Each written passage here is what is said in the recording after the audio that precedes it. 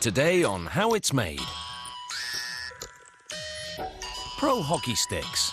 The puck stops here. Bronzed baby shoes. We take you through the process, one step at a time.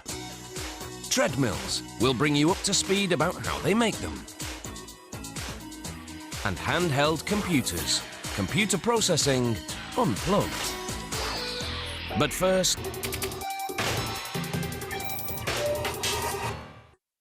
the pitter-patter of little footsteps is a welcome sound in any household. But before you know it, children have grown up. Bronzing baby shoes is one way to preserve the memory of those early years. The tradition was started back in the 1930s. We look at the process step by step.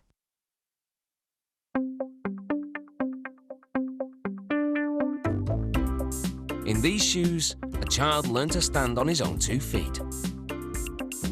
His baby shoes have joined piles of others. They're about to be preserved forever. Information about the shoe's owners is recorded, including personal details for engraving.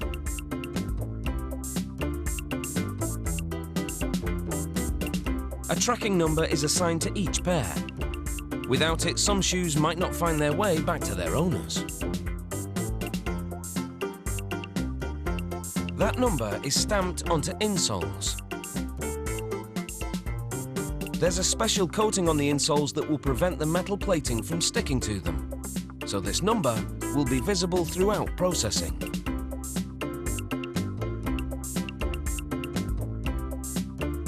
The insoles are stapled down. And then the shoes are dipped in a special formula. It chemically seals them and will also help stiffen them as they dry later. But first they're hung to allow excess liquid to drip off.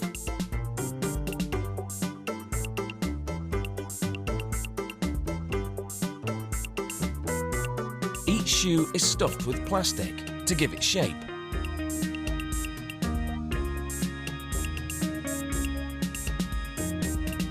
A rolled plastic form is pushed into each shoe to complete the shaping. The laces are tied and the bows are positioned flat against the shoes, so they won't break off during the rest of the process.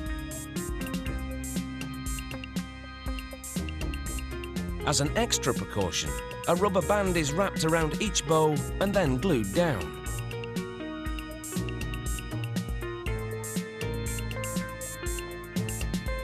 With the shaping plastic removed and the shoes dried and stiffened, holes are drilled into the bottom of the soles. This will allow them to be hung on prongs later during plating. But before that happens, a mix of water, copper and other ingredients is stirred. A rack full of baby shoes is carefully submerged into the coppery liquid. This isn't the final coating, it's a key preparation step. It makes the shoes conductive so they can be electroplated.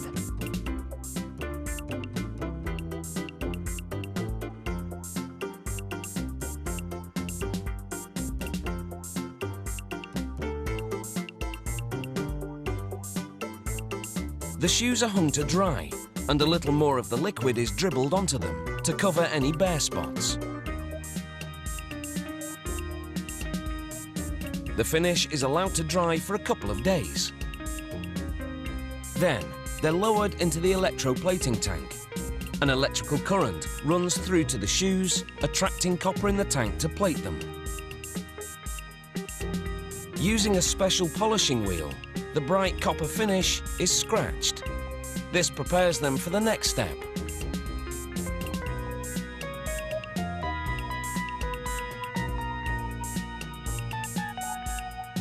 A black finish is sprayed onto the shoes. And then it's wiped off, rubbing some into the crevices to give them an antique appearance.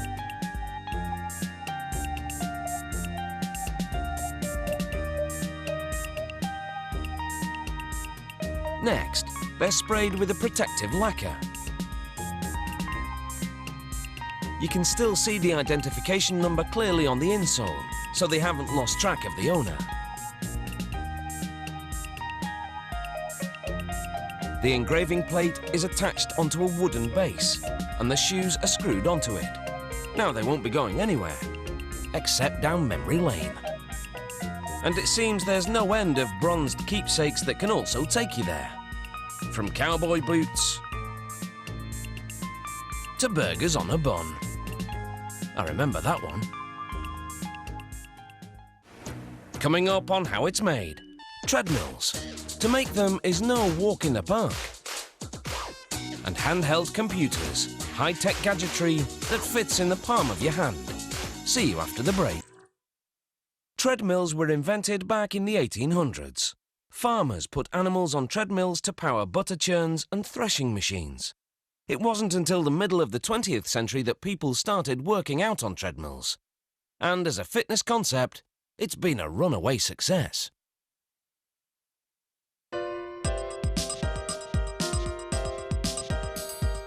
In these high-tech treadmills, computer processors assess your level of fitness and plot your workout program.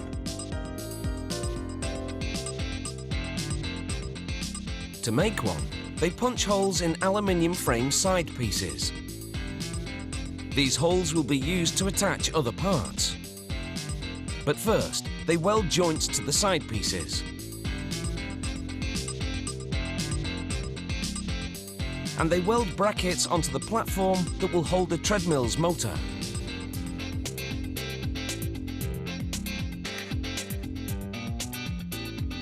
They position the platform between two aluminium side pieces and screw it into place to complete the frame. Next, they attach the elevation mechanism. This piece will raise the treadmill belt.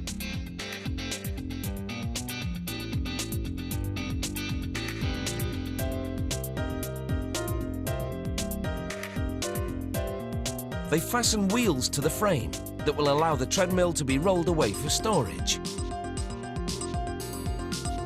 They turn over the treadmill frame and work on the underside. They attach brackets for the rollers that go inside the belt. Then they position the belt and deck over the frame. They slide in steel rollers and attach the drive belt.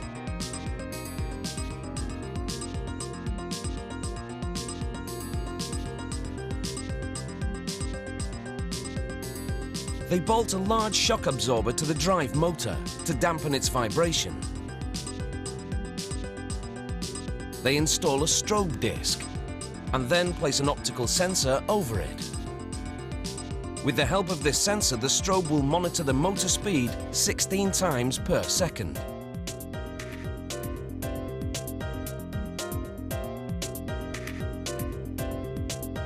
They mount the drive motor for the treadmill belt on a special platform and bolt it into place. At this point, they attach one of the computer boards. It receives information from the optical sensor about the treadmill's speed and relays it to the computer in the control panel. This will ensure that everything is in sync. Here, they slide a protective casing over the framework. They cap the ends, then turn over the machine once more to install the mechanism that allows the treadmill to be folded up when the workout is over. They screw a plastic cover onto it to protect the bottom. And it's over to the control system. They stick the control membrane onto the plastic housing and attach a safety switch to the back. Then they install the treadmill's other computer board in this housing. They plug a wire into the safety switch and install a receiver to pick up the runner's heart rate. They secure the handlebar assembly to the control housing and plug in the upper circuit board. Now they close the back of the control system and it's time for the two assemblies to come together.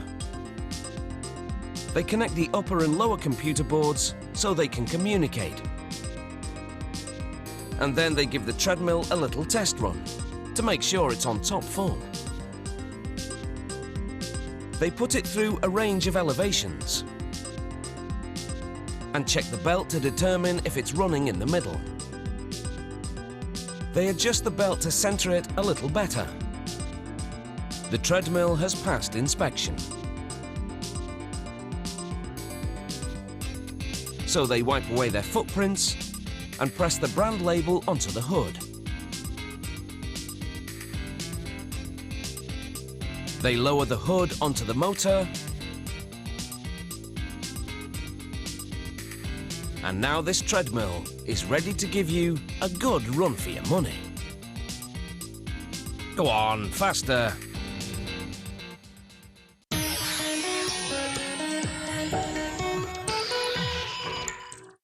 Handhelds are rugged computers designed for workers on the move.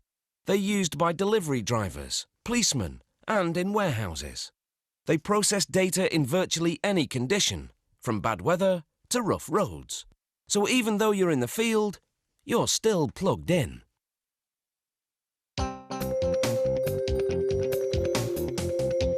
From scanning barcodes to reading parking meters, handhelds provide information on location.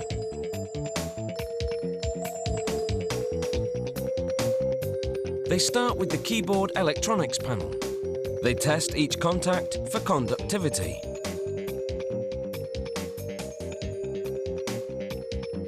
Then, they transfer the tracking number from the electronics panel to the inner casing, so it will be visible if it needs servicing. They glue the panel to the casing with silicone for a waterproof seal. The rubber keypad goes on next.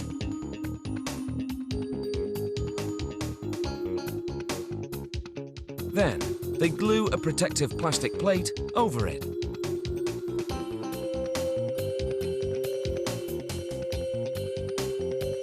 Next, they cut a silicone liner to the size of the computer screen.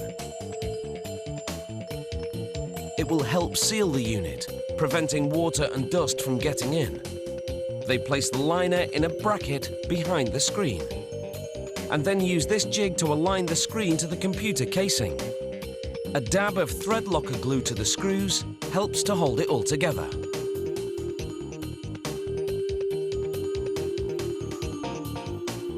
The top casing for this handheld computer is now assembled. They move onto the back casing and install a speaker. They apply a layer of silicone to a circuit board assembly, again to resist water and dust. This circuit board assembly goes into a hole in the back casing. It will allow the unit to communicate with a central computer. In the next step, they wire the speakers to the circuit board, and now the handheld has a sound system. More silicone on these connections. Then they install triggers for the scanner, one on each side. They install a liner on the door for the memory card compartment. Then they run the top assemblies for 3 hours in extreme temperatures. Once the inner workings have been completely installed, they attach the top assemblies to the bottom ones.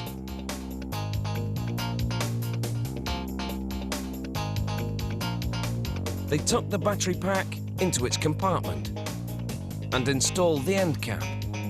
It has an antenna for wireless communication. Now, they install a smart card reader because this particular handheld computer will be used for security checks on personal ID cards.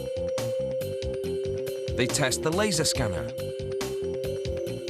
then activate security software, which reads fingerprints, allowing this handheld computer to do security or criminal checks on the spot.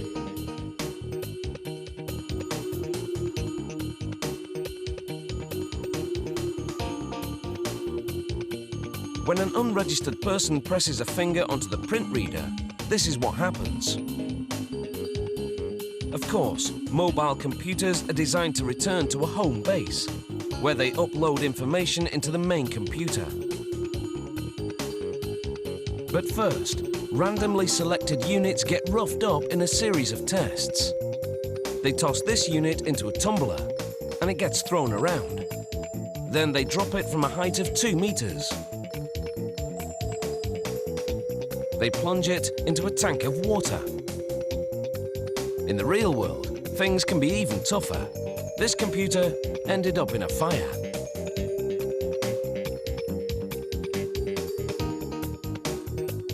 And this one was run over. But even when it seems they've been completely destroyed, information can still be salvaged. Here they transfer the memory board from one of the wrecked units to an undamaged one. They hook it up to the central computer and retrieve the information. After all, these units are really all about the facts. So, whether you want to be a hit with your teammates, or want to walk down memory lane, or simply walk from A to A, now you know how it's made.